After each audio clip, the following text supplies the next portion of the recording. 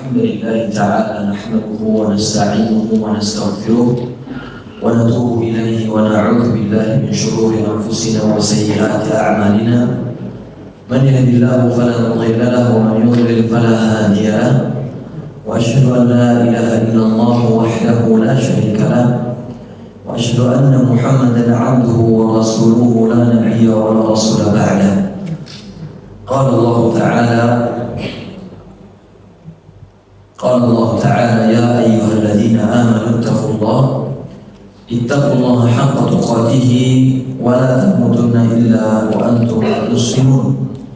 قال الله تعالى يا أيها الذين آمنوا اتقوا ربكم الذي خلقكم من نفس واحدة وخلق منها زوجها وبث منهما رجالا كثيرا ونساء واتقوا الله الذي تساءلون به والأرحام إن الله كان عليكم رقيبا. وقال الله تعالى يا أيها الذين آمنوا اتقوا الله وقولوا قولا سديدا يصلح لكم أعمالكم ويغفر لكم ذنوبكم ومن يطع الله ورسوله فقد فاز فوزا عظيما. أما بعد فإن أصدق الحديث كتاب الله وخير الهدى هدى نبينا محمد صلى الله عليه وسلم وشر الأمور محدثاتها فإن كل محدثة في الدين بدعة وكل بدعة ضلالة. معاشر المسلمين والمسلمات أعزني الله وإياكم. Pertama-tama marilah kita panjatkan puji dan puji syukur kita kepada Allah Jalla Jalaluhu atas segala limpahan karunia yang telah Allah berikan kepada kita, sehingga kita masih diberikan kesempatan, masih diberikan kenikmatan, masih diberikan kesehatan, masih diberikan hidayah di dalam mengerjakan amalan-amalan ibadah pada setiap harinya. Kemudian tidak lupa salawat serta salam semoga selalu tercurahkan, terlimpahkan kepada suri tauladan kita, panutan kita, baginda tercinta Nabi Muhammad sallallahu alaihi wasallam, dan kepada seluruh keluarganya serta para sahabat-sahabatnya dan juga orang-orang yang mengamalkan sunnahnya serta meninggalkan larangannya hingga hari kiamat nanti tiba. Ma'asyiral muslimin rahimani wa rahimakumullah. Alhamdulillah kita dipertemukan kembali di masjid yang semoga diberkahi oleh Allah Subhanahu wa taala, di majelis ilmu yang insyaallah kita berharap kepada Allah Subhanahu wa taala Allah memberikan ganjaran yang berlipat ganda bagi kita semua, serta Allah Subhanahu wa taala menerima semua amalan ibadah yang kita kerjakan, baik itu di masjid ini ataupun di tempat-tempat lainnya. Ma'asyiral muslimin wal muslimat rahimani wa rahimakumullah, Bapak, Ibu-ibu yang kami muliakan serta kami cintai karena Allah Subhanahu wa taala. Tidak terasa sudah tahun 2024. Tidak terasa sudah tahun 2024. Akan tetapi jamaah sekalian rahimani wa rahimakumullah, yang menjadi konsen kita hendaknya bukan seberapa banyak tahun yang sudah kita lewati atau yang sedang kita jalani, akan tetapi hendaknya yang menjadi konsen kita adalah amalan apa yang sudah kita kerjakan karena Allah Subhanahu wa ta'ala. Karena sejatinya banyaknya bilangan tahun akan tetapi tidak dikerjakan untuk mengerjakan ibadah-ibadah yang bermanfaat di sisi Allah, maka sejatinya bilangan tahun tersebut tidak ada manfaatnya, tidak ada gunanya. Karena kata Nabi SAW tatkala beliau ditanya, ayyun nasi afdal, manusia apa ya Rasulullah yang paling baik? Kemudian Nabi SAW menjawab, man qala umruhu wa hasuna amaluhu. Sebaik-baik manusia di sisi Allah Subhanahu wa taala, kata Nabi SAW, adalah yang panjang umurnya serta baik amalannya, serta baik amalannya. Dia gunakan, dia manfaatkan umur yang telah Allah berikan kepadanya untuk melakukan ketaatan kepada Allah. Bukan manusia yang panjang umurnya, tapi makin tua makin jadi, ya, tua-tua keladi. Umurnya berpuluh-puluh tahun, tapi amalan ibadahnya tidak pula bertambah. Maka beranjak dari hadis yang disampaikan oleh Nabi SAW tadi, mereka adalah seburuk-buruk manusia. Kenapa demikian? Karena umurnya panjang tapi tidak baik amalannya. Maka jemaah sekalian rahimakumullah, pada kesempatan kali ini kita membahas kembali sebuah topik ataupun beberapa pembahasan tentang sunnah-sunnah Nabi SAW dari beliau bangun tidur sampai beliau hendak tidur kembali, insyaallah ta'ala. Agar apa? Agar kita menjadi manusia terbaik di sisi Allah Subhanahu wa ta'ala, yaitu manusia yang panjang umurnya serta baik amalannya. Baik, jemaah sekalian rahimani wa rahimakumullah. Pada pertemuan yang lalu, siapa yang masih ingat sudah sampai mana kita? Atau jangan-jangan bergantinya tahun hilang pula pembahasan? Udah lewat. Itu semua ada di tahun 2023. Tidak ada lagi yang namanya pelajaran. Sampai mana Bapak-bapak, Ibu-ibu? Terakhir bulan lalu, dulu Pak Ustaz tahun lalu soalnya pembahasannya, sampai sholat malam, terus setelah sholat malam apa lagi? Sunnah tatkala azan berkumandang. Lupa Pak ya? Lupa Bu? Masya Allah. Ya Ustaz, sudah setahun soalnya lupa jadinya. Baik, kita lanjutkan pembahasan kita pada kesempatan kali ini merujuk kepada sebuah kitab yang dikarang oleh Syekh Abdullah bin Humud Al-Fuwaih hafizahullah ta'ala, yang berjudul Al-Minahul Aliyah fi Bayan Sunan Al-Yawmiyah, penjelasan terindah tentang sunnah-sunnah Nabi Muhammad SAW secara keseharian. Baik, yang akhirnya rahimahullah, setelah adzan berkumandang, adzan subuh berkumandang, itu ada beberapa sunnah yang dianjurkan oleh Nabi SAW, yaitu apa? Menjawab adzan tersebut, kemudian membaca zikir atau doa setelah adzan berkumandang. Apa zikir atau doa setelah adzan berkumandang? Apa Pak? Allahumma Rabb hadhihi ad-da'wati at-tammah was-salati al-qa'imah ati Muhammadan al-wasilata wal-fadilah wa ba'athu maqaman mahmudan alladhi wa'adta. Baik. Innaka la tukhliful mi'ad. Hadis yang disampaikan oleh para ulama, tambahan kalimat innaka la tukhlifu al-mi'ad itu lemah. Itu lemah. Tambahan kalimat innaka la tukhlifu al-mi'ad itu diriwayatkan oleh para ulama hadis. Antaranya Syekh bin Baz rahimahullah ta'ala, beliau menyebutkan bahwasanya perkataan tersebut atau ucapan doa tersebut adalah lemah di dalam jalur periwayatan hadisnya. Akan tetapi sekali dua kali tidak masalah untuk diucapkan. Akan tetapi lebih baik tidak diucapkan, karena sejatinya memang Allah itu tidak akan melanggar janjinya. Innaka la tukhlifu al-mi'ad, itu artinya sesungguhnya engkau tidak akan menyelisihi janji-janjimu. Jadi oleh karena itu dalam periwayatannya memang tidak secara sahih hadis tentang tambahan kalimat innaka la tukhlifu al-mi'ad. Baik, selanjutnya jemaah sekalian rahimahullah adalah tatkala selesai azan berkumandang, hendaknya kita bersegera untuk pergi ke masjid, bukan pergi ke ranjang lagi, bukan tidur lagi. Karena tidak dipanggil as-salatu khairun naum. Salat itu lebih baik daripada turu. Salat lebih baik daripada turu atau naum atau tidur atau lalok ya. Dan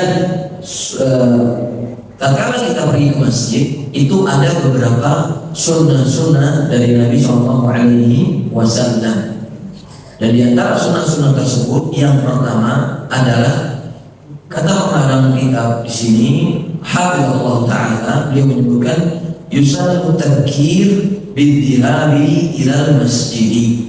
Dianjurkan, disunnahkan untuk datang lebih awal ketika hendak pergi ke masjid. Maksudnya bersegera untuk pergi ke masjid. Dalilnya apa? Kata Nabi SAW yang dibawakan oleh sahabat Abu Hurairah radhiyallahu taala anhu, beliau berkata, qala Rasulullah SAW, Rasulullah SAW bersabda, "Lau ya'lamuna ma fi tahjiri lastabaqu ilaihi."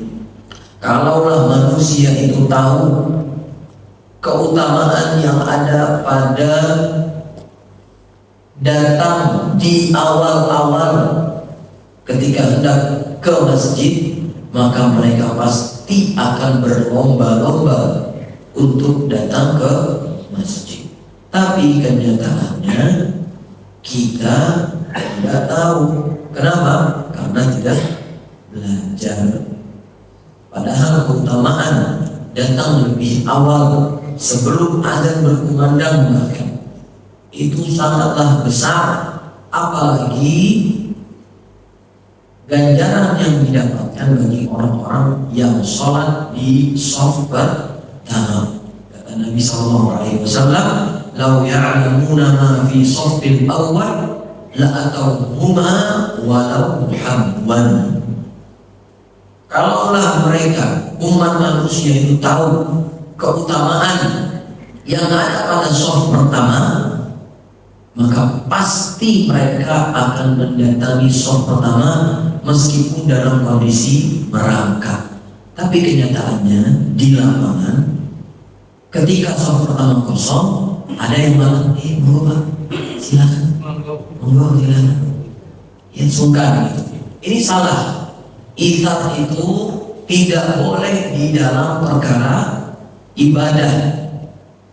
Akan tetapi di dalam perkara muamalah silakan. Itsar itu apa?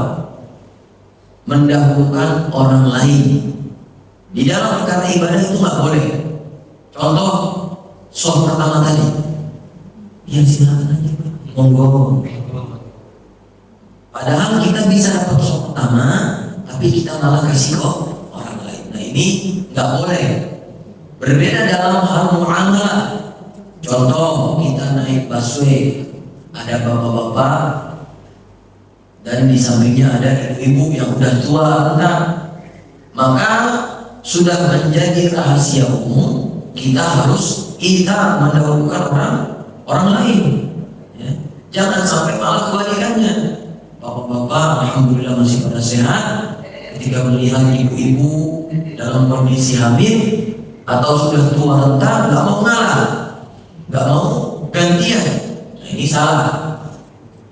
Jadi harus dipahami, kita di dalam beribadah tidak boleh yang namanya itsar.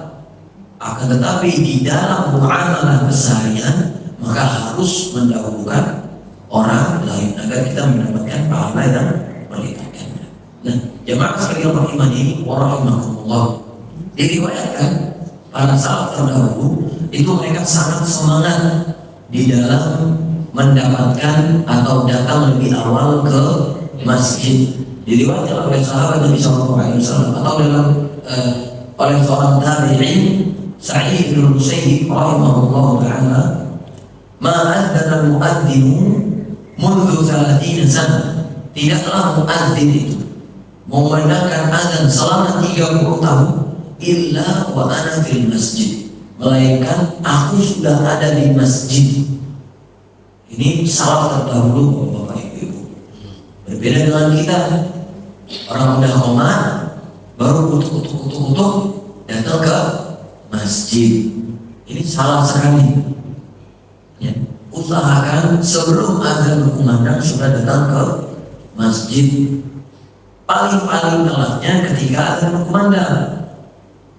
Adapun ketika datang ke masjidnya tatkala imam sudah takbiratul ihram, ini keliru. Karena kerugian yang sangat banyak yang kita dapatkan tatkala tidak melakukan sunnah Nabi sallallahu alaihi wasallam. Dan diriwayatkan juga, ma sami'tu ta'dzinan fi ahli mundu 30 sana. Aku tuh nggak pernah ada di rumah. Aku itu, kata para salaf terdahulu, nggak pernah ada di rumah selama 30 tahun. Melainkan aku sudah ada di masjid mereka. Luar biasa. Mereka padahal di zaman itu adalah zaman terbaik setelah zamannya sahabat Nabi Sallallahu Alaihi Wasallam. Kata Nabi Sallallahu Alaihi Wasallam, khairul quruni qarni, thumma alladziina yalunahum, thumma alladziina yalunahum. Sebaik-baik zaman adalah zamanku, zamannya Nabi dan para sahabat. Dan zaman yang lebih baik lagi setelah zaman Nabi dan juga para sahabat adalah zamannya tabi'in. Dan setelahnya lagi itu zamannya tabi'in. Jemaah sekalian rahimahullah. Jadi ini sunnah yang pertama. Hendaknya kita bersegera untuk menuju ke masjid dan sebisa mungkin mengisi shaf yang pertama. Jangan malah shafnya di belakang, khususnya yang laki-laki. Karena kata Nabi Sallallahu Alaihi Wasallam, khairu sufufir rijali awwaluha wa aswaquha akhiruha. Sebaik-baik, sebagus-bagus shaf pertama bagi laki-laki adalah shaf pertamanya, dan seburuk-buruk shaf bagi laki-laki adalah yang paling terakhir. Berbeda dengan perempuan, wa khairu sufufin nisa akhiruha wa aswaquha awwaluha. Sebaik-baik shaf untuk perempuan adalah yang paling belakang, dan seburuk-buruk shaf bagi laki-laki bagi perempuan adalah yang depan. Tapi jangan dipahami, oh Ustaz kalau itu saya nggak mau shaf pertama deh buat ibu-ibu. Jangan, maksudnya bukan seperti itu. Jangan sampai bapak-bapak dengan ibu-ibu itu satu shaf. Karena ketika kami pulang kampung ke rumah mertua di Boyolali Pak Bu, di musholanya itu laki-laki sebelah kiri, perempuan sebelah kanan, sejajar. Nah ini yang dicela oleh Nabi Sallallahu Alaihi Wasallam. Akan tetapi yang betul itu bagaimana? Seperti ini, bapak-bapaknya di depan, ibu-ibunya di belakang, ya. Bukan seperti kejadian di kampung mertua saya itu di Boyolali.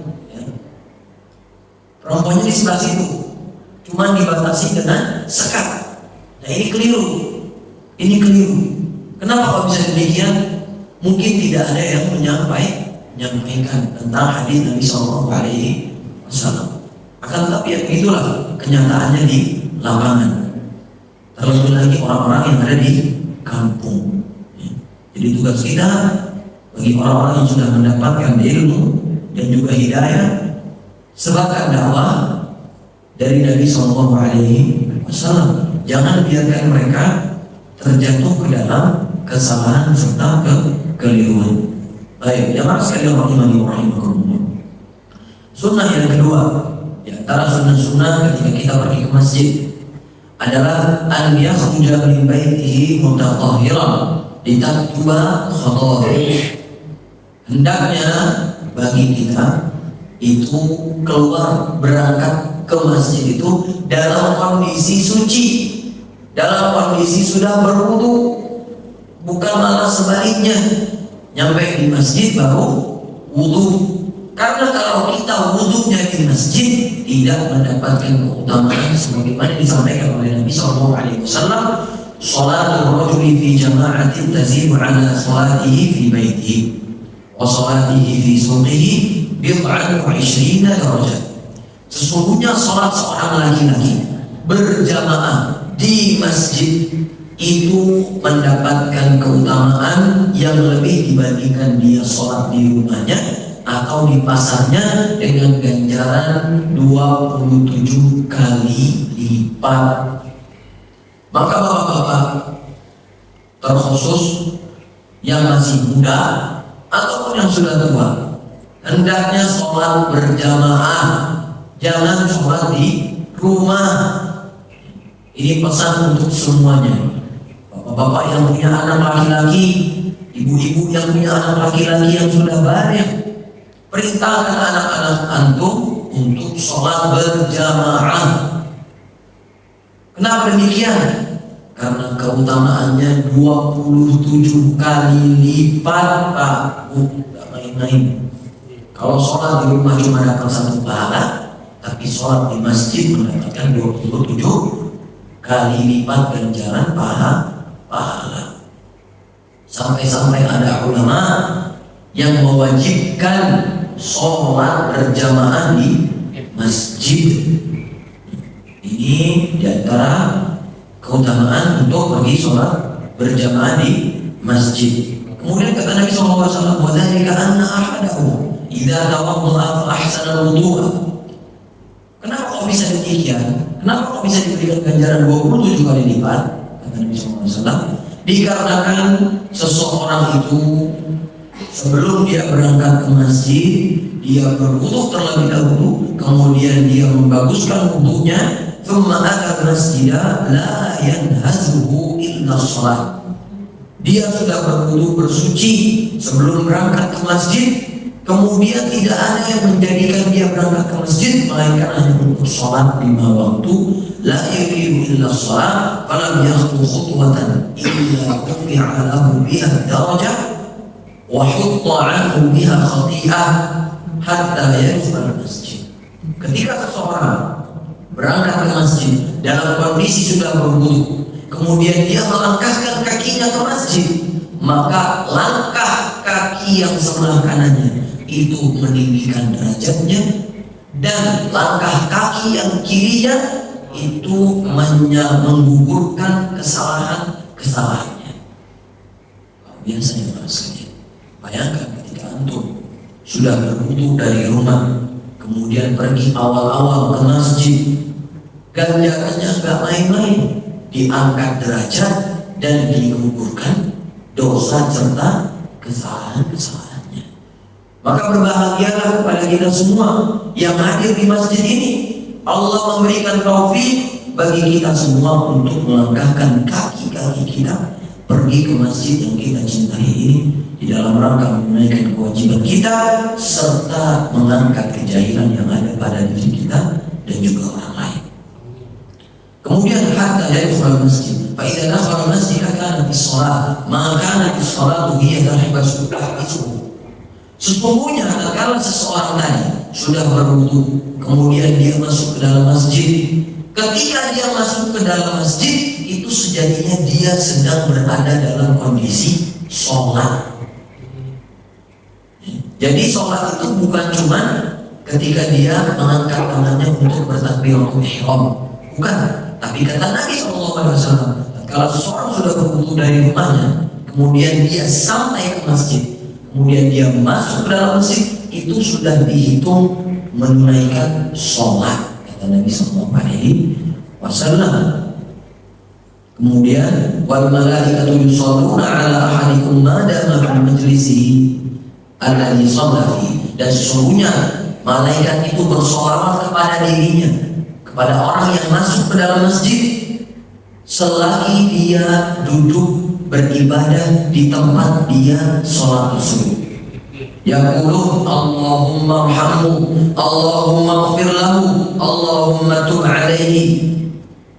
Kata para malaikat mendoakan orang-orang yang masuk ke dalam masjid tadi, Allahumma ighfir lahu, ya Allah ampunilah dirinya, ya Allah rahmatilah dirinya, Ya Allah, berikanlah taubat untuknya. Luar biasa jemaah sekalian. Ya, pahalanya nggak main-main. Mendapatkan 27 pahala berlipat ganda, kemudian disolawati oleh malaikat dan juga didoakan oleh para malaikat. Allah Subhanahu wa Ta'ala malam yukdihi, selagi dia tidak berubah kondisinya tadinya suci menjadi kondisi berhadas. Malam yukdihi, jadi selagi orang tersebut tidak dalam kondisi berhadas, maka malaikat itu senantiasa mendoakan dirinya. Allahumma arhamhu, Allahumma firlah, Allahumma tub alaih. Terus seperti itu sampai dia pulang dari masjidnya. Maka jemaah sekalian rahimahullah, hendaknya kita sebelum berangkat ke masjid sudah berwudu terlebih dahulu. Jangan wudu di masjid kecuali memang tidak sempat untuk wudu di rumah. Akan tetapi sebisa mungkin kita pastikan kita sudah dalam kondisi suci sebelum berangkat ke masjid. Baik, sunnah yang selanjutnya yang berasal rahimahullah adalah sunnah yang ketiga, yaitu an yakhruja ila sholati bisakinatin wa waqarin.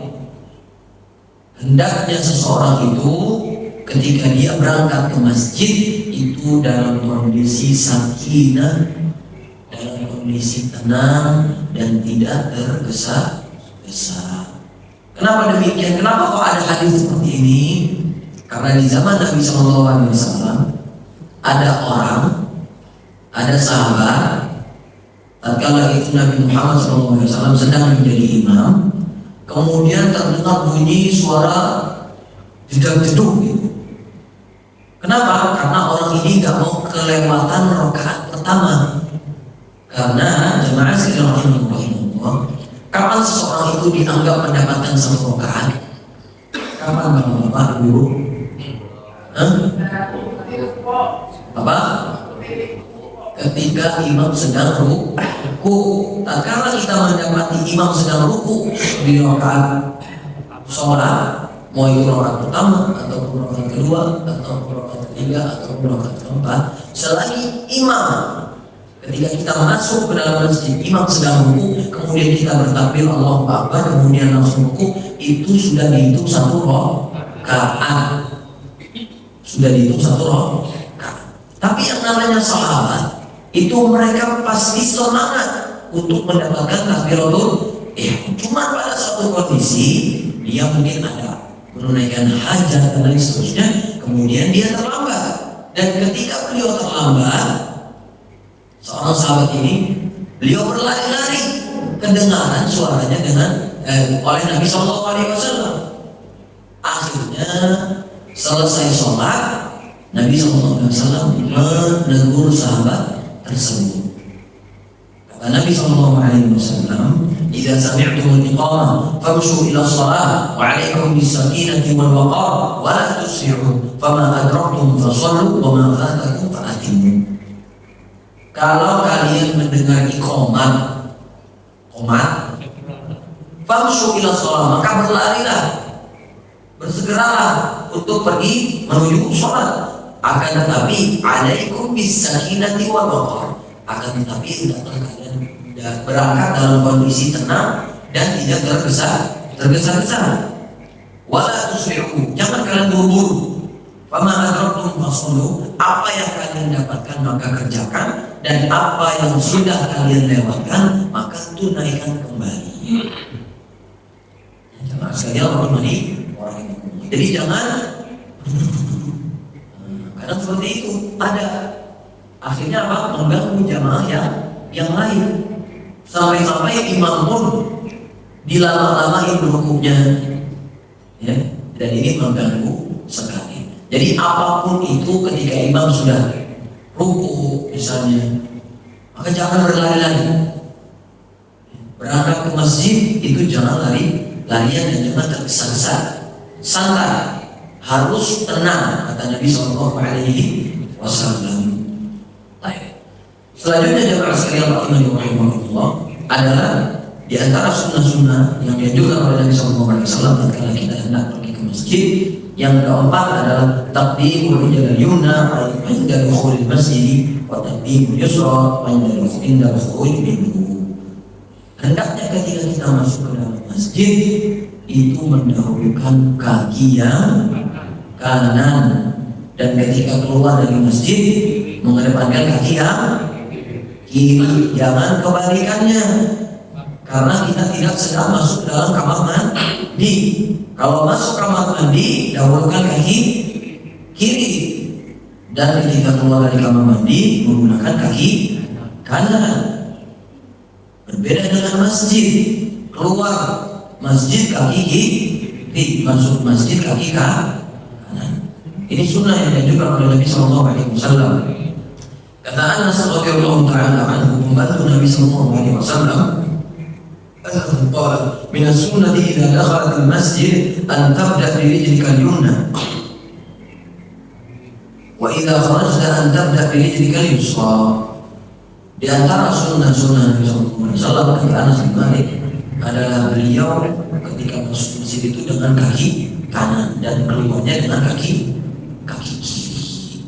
Sekalian rahimani wa rahimakumullah, maka mulai sekarang harus dirajinkan, dirutinkan, dan jangan sampai ketukar. Kadang ada orang yang tidak perhatian dengan adab-adab masuk masjid. Masuk masjid itu banyak adabnya. Dan di antara adab masuk masjid adalah kita mendahulukan kaki kanan, serta tatkala keluar itu keluar dengan kaki kiri. Jamaah sekalian rahimahumullah, itu yang keempat. Adapun yang kelima adalah di antara sunnah Nabi SAW tatkala masuk masjid adalah berdoa. Kata Nabi SAW, "Idza dakhala ahadukumul masjidah," jika ada salah seorang di antara kalian masuk dalam masjid, falyaqul, maka hendaklah dia berdoa, Allahumma ftahli abwaaba rahmatik. Ya Allah, bukakanlah kepadaku pintu-pintu rahmat-Mu. Wa idza kharaja falyaqul, dan kalau seseorang tersebut keluar dari masjid, hendaklah dia berdoa, Allahumma inni as'aluka min fadlik. Hafal bapak-bapak ibu-ibu, harus hafal, jangan sampai nggak hafal, bahaya ya. Ini sunnah Nabi SAW, harus berdoa ya. Doa masuk masjid apa? Allahumma iftahli abwaaba rahmatik. Allahumma iftahli abwaaba rahmatik. Dan doa keluar masjid adalah Allahumma inni as'aluka min fadlik. Ya Allah, aku mohon kepadamu keutamaan darimu. Itu doa keluar masjid artinya. Nah, rahimahullah, itu adalah sunnah yang kelima yang dianjurkan oleh Nabi SAW tatkala kita masuk ataupun keluar dari masjid.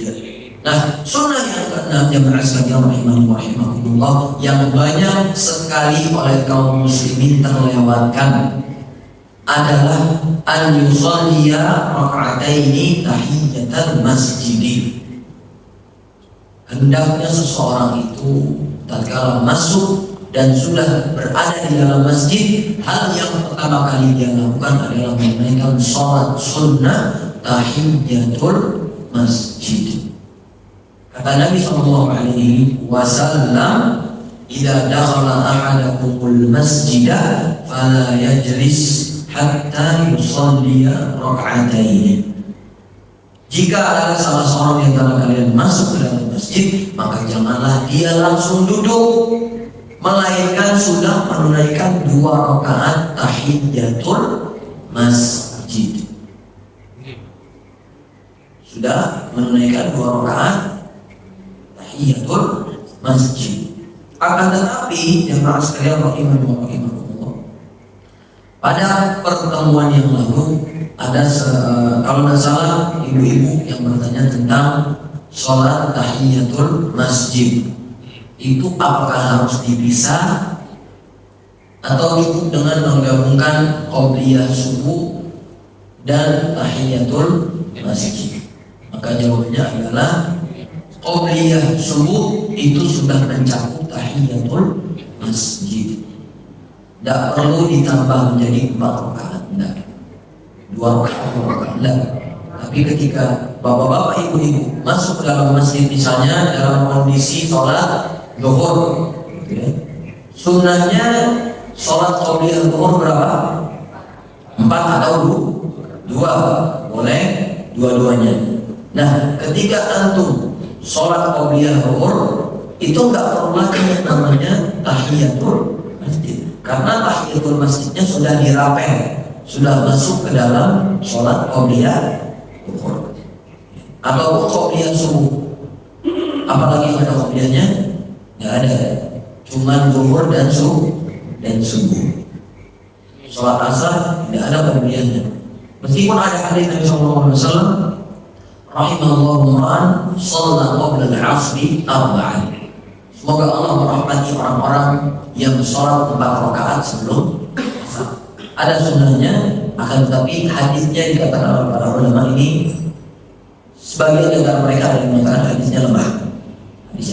Akan tetapi yang sahih dan riwayat yang betul-betul semuanya valid itu 12 rakaat qobliyah dan juga ba'diyah sunnah rawatib. Nah, jamaah sekalian rahimani wa rahimakumullah, maka di antara adab ketika kita masuk dalam masjid adalah hendaknya kita mengerjakan 2 rakaat terlebih dahulu sebelum kita duduk. Sebelum kita duduk, pastikan kita sudah sholat 2 rakaat. Baik. Selanjutnya jamaah sekalian rahimani wa rahimakumullah, di antara sunnah yang dianjurkan oleh Nabi SAW adalah tatkala seseorang sholat berjamaah, hendaknya dia mendekat kepada imam. Ini di antara sunnah Nabi SAW. Jadi ketika kita sholat berjamaah, khususnya bapak-bapak, itu jangan mencar-mencar, ada sebelah situ, ada sebelah situ, padahal di belakang imam belum ada orang. Ini salah. Jadi posisi yang pertama kali harus diisi itu dari tengah, kemudian baru melebar. Bukan malah sebaliknya, ada yang udah di situ aja.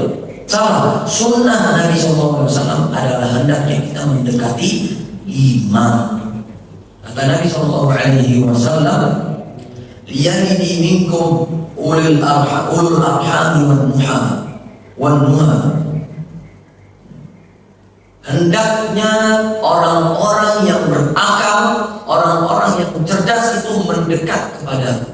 Sebelum beliau sholat, beliau bilang, dia ini ulul ahlam minkum wan nuha.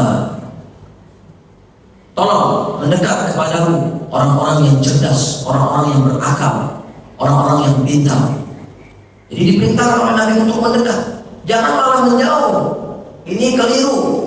Kebanyakan kaum muslimin di luar sana malah sengaja menjauh dari imam, sampai-sampai ada yang sengaja menunggu imamnya takbir dulu, baru dia sholat, baru dia masuk ke dalam sholat. Ini keliru. Tetapi yang sunnah yang dianjurkan oleh Nabi SAW adalah hendaknya kita mendekat kepada siapa? Kepada imam. Jangan malah menjauhkan diri dari imam. Berkata Ibnu Muflih, salah seorang ulama Syafi'iyah, wa yutawajjahu ihtimal anna bu'da yaminihi laisa afdalu min qurbi yasarihi. Di antara riwayat itu ada yang mengatakan seseorang itu hendaknya dimulai softnya dari sebelah kanan terlebih dahulu. Jadi soft kanan diisi, kemudian soft kiri.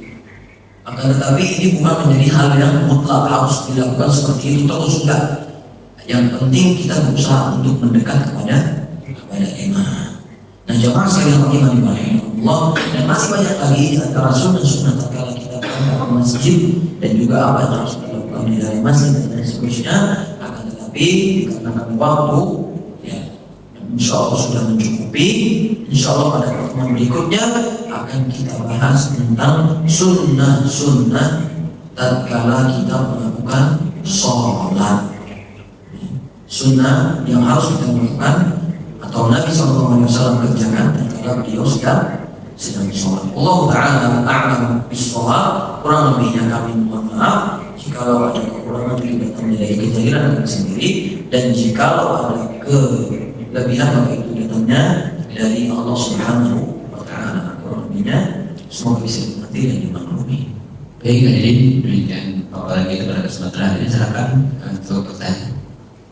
Ya, silakan Pak Fauzan. Bismillahirrahmanirrahim. Assalamualaikum warahmatullahi wabarakatuh. Mohon penjelasannya, Ustaz, apa benar kita kalau sholat subuh berjamaah pahalanya lebih besar dan disaksikan oleh malaikat? Yang kedua, apa benar pahala badan lebih banyak daripada sholat? Mohon penjelasannya. Baik, yang pertama tentu sholat subuh berjamaah ataupun sholat-sholat yang lainnya selagi itu berjamaah itu lebih baik daripada sholat-sholat lainnya dalam kondisi sendirian. Dan setiap sholat itu pasti dilihat oleh malaikat. Ini sudah menjadi sesuatu yang lumrah. Akan tetapi memang ada hadis dari Nabi SAW, kata Nabi SAW, asqalus salati 'alal munafiqina salatul isya wa salatul fajr. Seberat-berat sholat bagi orang-orang munafik adalah sholat isya dan juga sholat subuh. Ini adalah seberat-berat sholat bagi orang-orang munafik.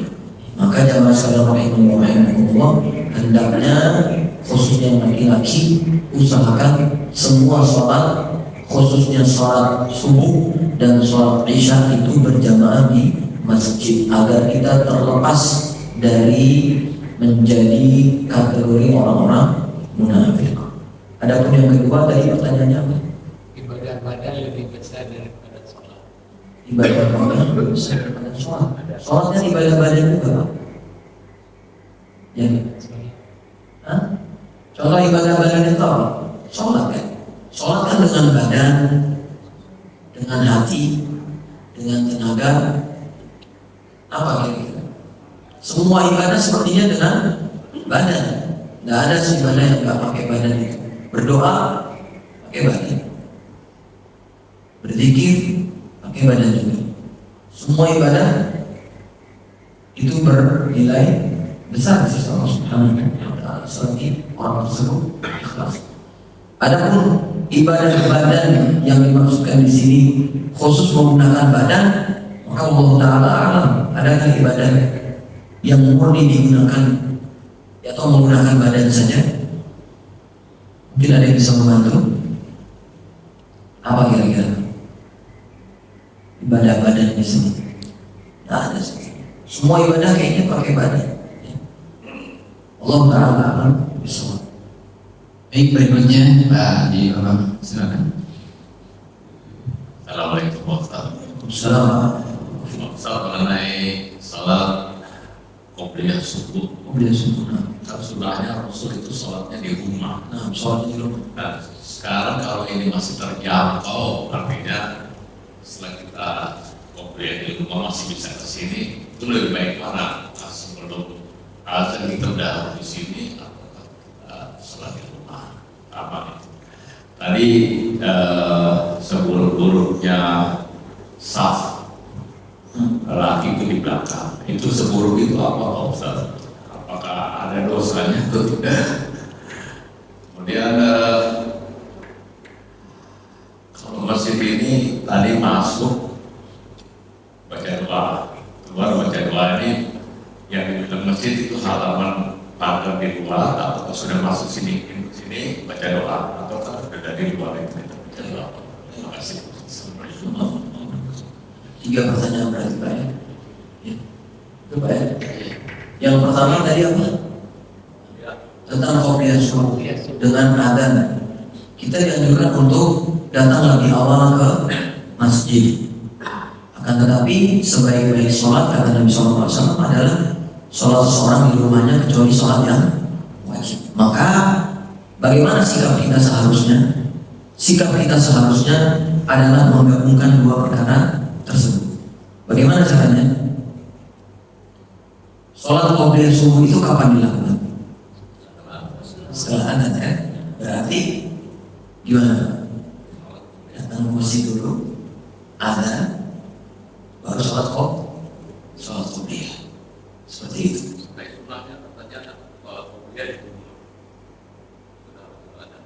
Karena kita ingin menggabungkan. Seandainya pun antum mau sholat di rumah, berarti nunggu adzan dulu selesai, ya kan? Seperti itu. Tapi kalau kita ingin menggabungkan semua kebaikan, dua ibadah tersebut, kita datang lebih awal, kemudian kita hendak mengerjakan sholat qobliyah subuh, maka ya kita mau tidak mau harus melaksanakannya di masjid, mau tidak mau. Akan tetapi sholat sunnah selain itu, maka hendaknya kita kerjakan di rumah. Ya. Bisa pahami jawaban? Atau masih belum paham? Jadi kita gabung aja. Tapi kalau misalnya memang ternyata kalau bangunnya setelah azan Ustaz, berarti sholatnya di rumah, kemudian baru berangkat ke masjid. Baik, pertanyaan yang kedua tadi apa?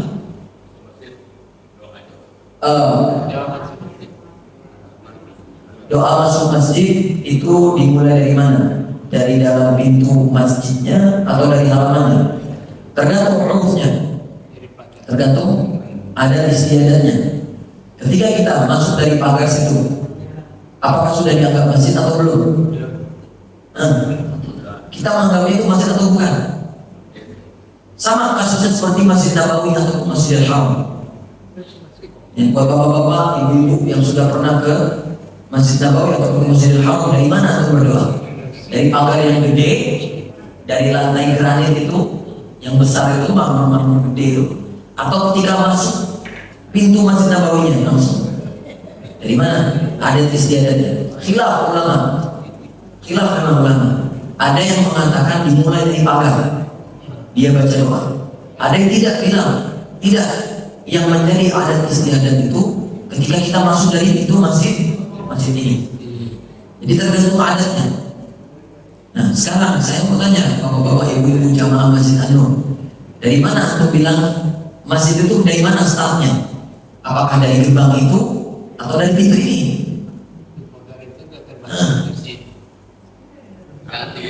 Ya jumhur.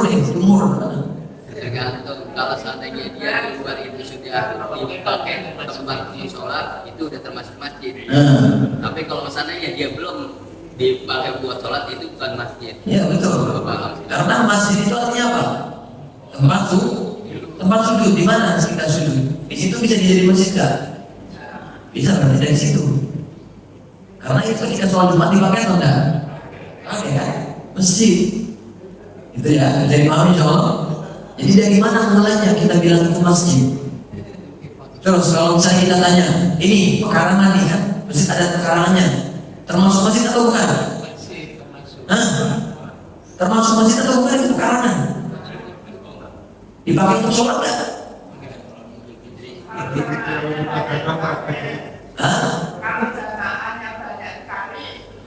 Dipakai. Berarti kalau kesepakatan seperti itu berdoa dari situ. Akan tetapi ada juga ulama yang berpendapat yang paling sering dipakai untuk sholat itu yang dibilang masjid. Berarti dari sini. Yang penting itu bukan dari mana, tapi yang penting berdoa. Karena sebanyak orang nggak berdoa, selonong tiba-tiba masuk. Ini yang salah.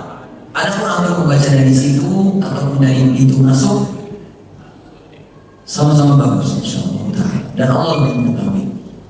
Terus selanjutnya lagi sebelum soft.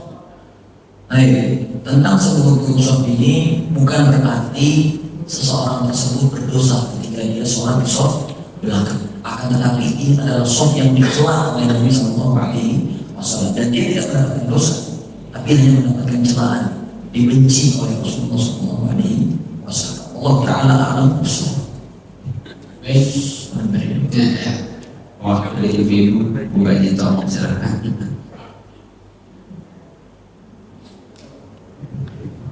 Assalamualaikum warahmatullahi wabarakatuh. Pak Ustaz, kalau untuk perempuan sholat berjamaah di masjid itu yang bagus yang di paling belakang. Tapi kita suka merasa risih, maksudnya umpama yang di belakang itu sudah penuh, kemudian kita yang kosong di depannya. Kemudian di depannya itu juga istilahnya nggak terlalu lebar gitu. Terus kita kadang suka merasa risih, itu boleh nggak? Karena di belakangnya udah perlu sujud, umpama subuh berbulatan itu selain di masjid ini ya, sini kan masjidnya lebar, nggak terlalu berdesakan gitu. Nah, itu yang di belakang perlu sujud, nah kita baru datang yang ada tempatnya di depannya, padahal di depannya itu juga sempit. Mungkin kita menginjak sajadahnya, kemudian kita juga merasa risih. Itu yang di belakang kok nggak perlu sujud, kita berdiri di depannya, itu merasa risih. Itu sebetulnya merasa risih itu dihilangkan atau kalau menurut ini tadi keterangannya itu harus begitu. Jadi merasa risih itu dihilangkan atau itu suatu biasa aja gitu Pak Ustaz. Terima kasih. Assalamualaikum warahmatullahi wabarakatuh.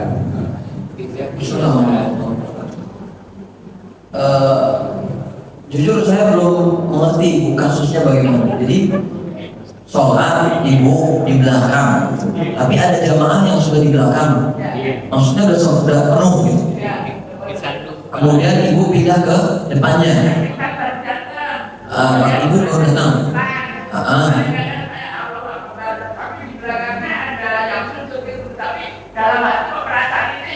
Oh, jadi istilahnya ibu melewati orang sholat. Kalau melewati orang sholat itu tidak boleh.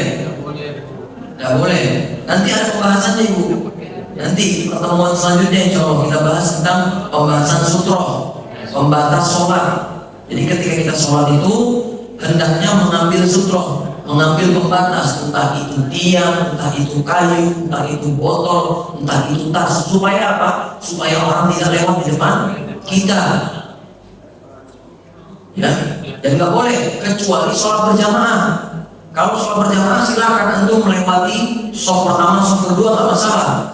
Karena yang menjadi sutro adalah si imam. Kalau imam kita lewati sholatnya nggak boleh. Tapi melewati sholat makmum dikarenakan hajat misalnya, qadarullah kita ingin buang hajat, mau nggak mau kita melewati orang. Contoh kasusnya di Masjid Nabawi atau di Masjidil Haram. Sering kali kita melewati orang sholat dalam sholat. Ketika orang tersebut sholat sunnah, nggak boleh kita melewati di depannya. Akan tetapi ketika sholat berjamaah silahkan, nggak masalah. Karena yang menjadi sutro adalah si imam, yang kita anggap sebagai seseorang yang tidak boleh kita lewati sholatnya.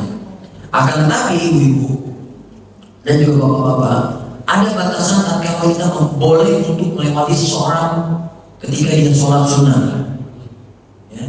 Jadi batasannya adalah kurang lebih sekitar 2 langkah di depan dia, dan dia tidak memasang sutro, dia tidak memasang pembatas sholat, dan ini boleh untuk kita melewati orang tersebut. Selagi orang tersebut tidak memasang sutro dan kita agak jauh, misal saya sholat di sini sholat di situ, sholat sunnah, kemudian saya tidak memasang sutro di depan saya, boleh nggak orang-orang lewat di depan saya? Boleh aja. Akan tetapi saya juga boleh untuk mencegah orang tersebut lewat di depan saya. Tapi itu nanti pembahasannya tentang sutro insyaallah. Dan risih sesuatu yang wajar, karena itu memang perkara yang dilarang oleh syariat. Tidak boleh kita melewati orang sholat berdosa. Sampai-sampai Nabi SAW mengatakan boleh untuk diperangi orang yang melewati orang lagi sholat. Jadi seperti itu. Jadi nanti insya Allah pertemuan selanjutnya akan kita bahas tentang sholat dengan menggunakan sutro atau pembatas. Sholat menggunakan sutro atau pembatas, dan kapan seseorang boleh melewati seseorang ketika sholat, ataupun apa batasan sutro dan seterusnya. Alhamdulillah di sini ada sutro di belakang. Baik, Allah Ta'ala alam, semoga bisa dipahami. Baik, sedangkan masih ada waktu. Ya, silakan. Ustaz, Assalamualaikum warahmatullahi wabarakatuh. Ustaz, kalau hujan itu kan ada yang mengatakan tidak usah sholat di masjid gitu ya. Tapi waktu kami kajian di Blok M itu orang-orang yang hujan atau kajian sampai yang basah itu dikasih informasi yang dia jadi panitianya suruh siapa sih yang basah-basah kuyup itu nanti dikasih hadiah. Nah, sedangkan sholat itu kan lebih utama sekali daripada kajian ya. Tapi kenapa ada yang menganjurkan justru sholat itu kalau hujan itu tidak bisa sholat di masjid itu? Jadi bagaimana pemahamannya ini Ustaz? Baik, mengenai sholat dalam kondisi hujan itu memang ada sunnah dari Nabi SAW. Tatkala di zaman Nabi SAW sedang hujan besar, itu dianjurkan dan diperintahkan oleh Nabi SAW untuk mengucapkan si muadzin mengucapkan shollu fi buyutikum atau shollu fi rihalikum, sholatlah kalian di rumah-rumah kalian sendiri. Kenapa? Karena hujan yang sangat deras. Dan di zaman itu belum ada mantel, di zaman itu belum ada payung, di zaman itu belum ada mobil, di zaman Nabi belum ada semua itu yang bisa menghalangi seseorang dari terkena air hujan. Makanya diperintahkan untuk sholat di rumah. Kenapa? Karena akan menimbulkan masyaqqah, kesulitan, berat nanti orang dalam kondisi kuyup, basah-basahan, masuk angin pula nantinya. Makanya di antara hikmah atau rahmah dari Allah Subhanahu wa taala dan bentuk cintanya Nabi sallallahu alaihi wasallam terhadap umatnya adalah beliau perintahkan umatnya ketika hujan betul-betul deras turun, diperintahkan untuk sholat di rumah. Dan ini memang dianjurkan sekali atau dua kali. Misal jamaah di sini suatu saat gitu ya, kecuali DKM jangan juga bilangnya selalu fi buyutikum gitu misalnya kan. Dia juga sholat di kamar, jangan. Orang-orang DKM khususnya imam tetap sholat di sini. Adapun yang rumahnya jauh-jauh boleh sholatnya di rumah. Kenapa? Karena hujan deras. Dan ini merepotkan. Itu di antara syariat dari Islam. Akan tetapi kapan seseorang itu boleh sholat di rumah?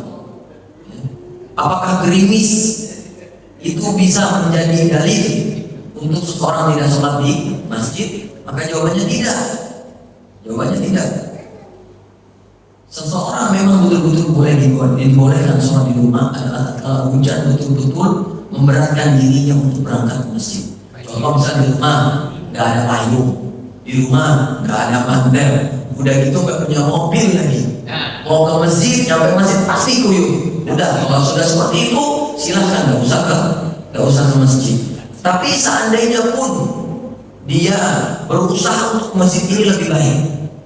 Ini lebih baik karena dia mendapatkan berbagai macam keutamaan. Karena di dalam sebuah riwayat itu pahala itu tergantung seberapa sulit atau seseorang mengerjakan ibadah tersebut. Ya kita tahu kita susah, tapi kita paksain untuk berangkat. Ini insya Allah pahalanya lebih gede. Toh seandainya pun kita sholat di rumah ini nggak masalah. Tapi ingat, bukan gerimis. Kita jangan sudah padahal cuma gerimis. Allah. Ini salah.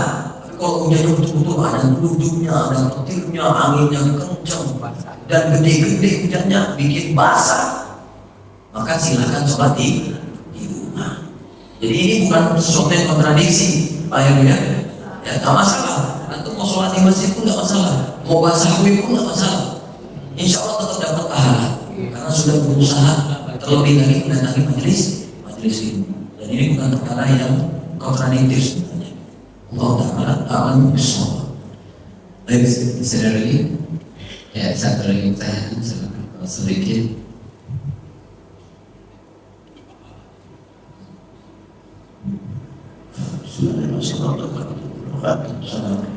Ustaz, gimana perlakuan kita mendengar ajar ketika kita mengadakan satu dalam keadaan taklim, kita dengar ajar, gimana perlakuan kita? Kedua, kalau kita dalam perjalanan, ketiga, kalau kita dalam keadaan lagi zikir belum selesai juga, dengar aja gimana pendapat kita masih. Baik. Sikap kita tatkala azan berkumandang dalam kondisi kita sedang mendengar taklim, maka taklimnya harus berhenti terlebih dahulu. Ini di antara bentuk penghormatan kita di dalam syariat azan. Ataupun tatkala sedang perjalanan, kalau kita mendengar azan, maka sebisa mungkin kita diam, kita berhenti dari berbicara, kemudian kita berdoa atau menjawab apa yang disampaikan oleh muadzin. Dan yang ketiga adalah tatkala berzikir, zikirnya ditunda dulu, jawab azan terlebih dahulu. Saya dipahami Pak. Barakallahu fiik. Baik hadirin bersama jamaah sebuah yang Allah Subhanahu wa taala. Demikian kajian kesempatan pagi hari ini waktu sudah mencukupi dan kiranya untuk di akhir sesi Pak Ustaz memberikan kesimpulan dan untuk mengakhiri dengan doa. Fadhil.